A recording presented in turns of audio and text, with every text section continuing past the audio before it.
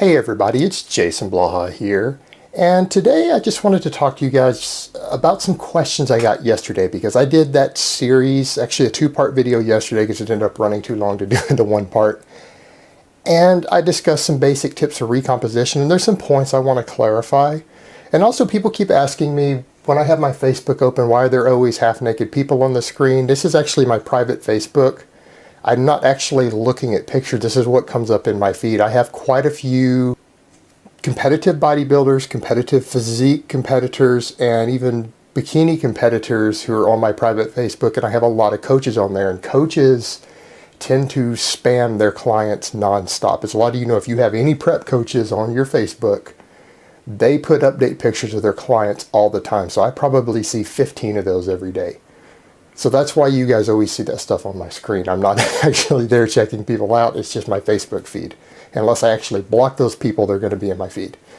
So the points that people were asking was about fat intake, and there seems to be a little confusion there and people not understanding calories in, calories out. I've discussed high calorie refeeds in the past of how to do them without gaining fat. The science is pretty well understood on this stuff at this point.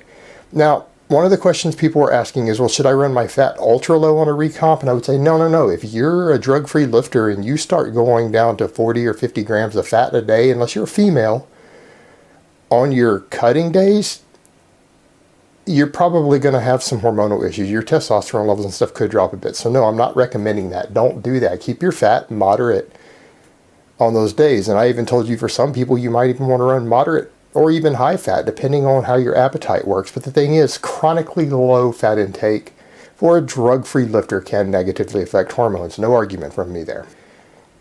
Particularly if you're in a calorie deficit. Now, if you're on large calories, no, it won't. It simply will not happen. You'll be able to eventually convert enough carbs into fatty acids over a prolonged period of time that you'll be okay.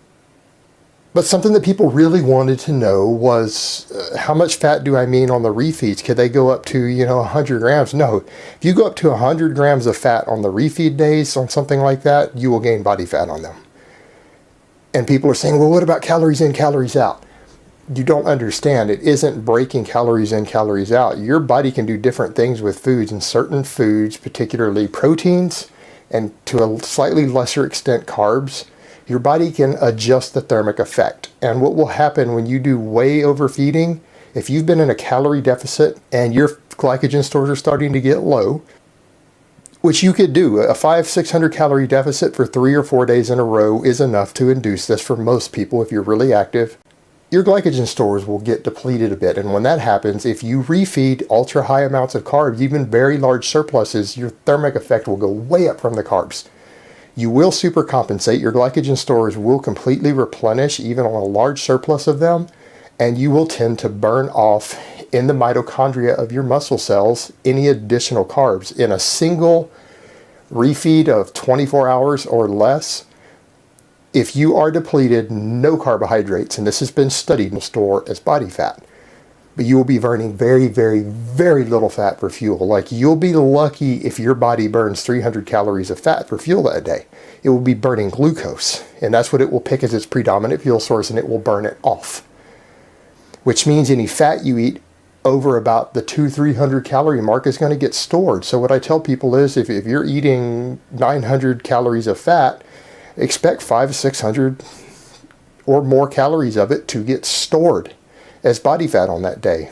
And that in turn equals a few ounces. You could gain a couple ounces of body fat. So don't do that. Cut your fat down to no more than 10% of your calories for just that one day, and then boost it back up after a refeed like that. And if you do that, you'll probably equalize out. You won't gain any fat on that day because you'll probably burn right about the amount of fat that you eat, and then all the glucose will be used for fuel and stored in muscle glycogen and liver glycogen. And that's what you want for later performance in the week and to get a very large anabolic effect that day. So it's very low fat that day, and also that will not hurt you. If you're getting sufficient fat on, say, 3 days, and then you take 1 day of low fat, or you do 5 days of solid fat into the weekends to refeed, you're not going to have hormonal issues from that. That's not going to happen. It is very low fat combined with a calorie deficit for an extended period of time, not a single day 1 or 2 days per week of low fat, of ultra low fat, is not going to hurt your hormones. You're talking about chronic stuff here at this point. So anybody telling you it is full of shit.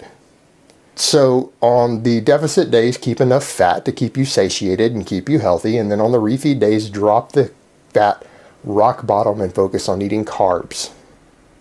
And by rock bottom, I mean 10% of your calories is a good ballpark figure. And that way you're not going to store any body fat on that day. You're purely going to gain muscle and muscle glycogen. No fat, and then you'll go back into fat burning mode after the refeed is over. And that's how you do something like that on a recomp. Alright guys, so that's really all I have to say on that today. I hope it has been informative, and I will talk to you guys next time. But let me give you guys a bicep shot before I go.